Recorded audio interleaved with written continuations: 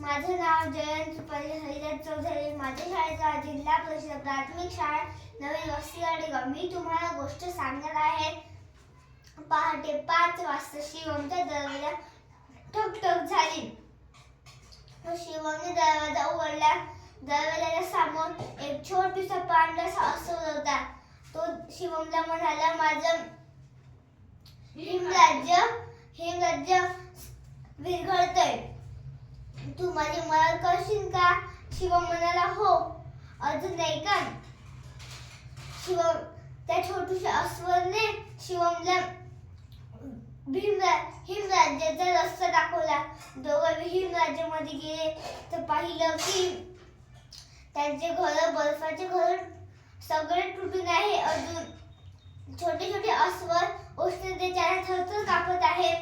मग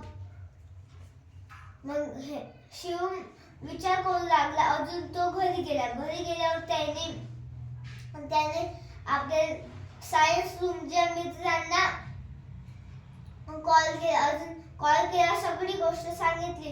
सगळे मित्र त्याच्या घरी आले.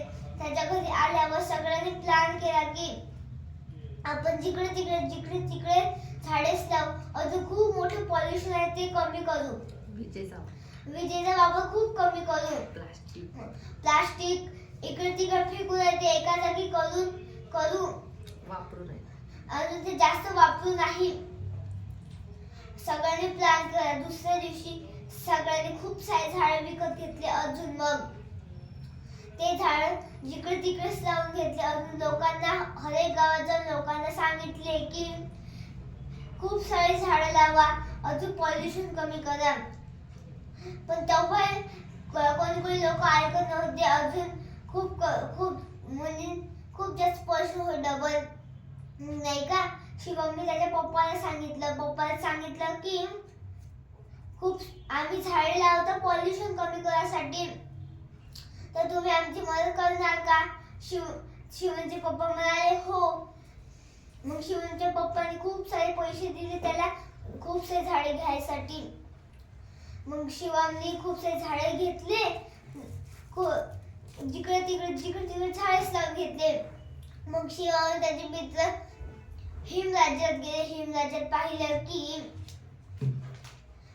की सगळे बर्फ व्यवस्थित आपल्या जागेवर आली आहे. अजून विरघळणं खूप कमी होत आहे.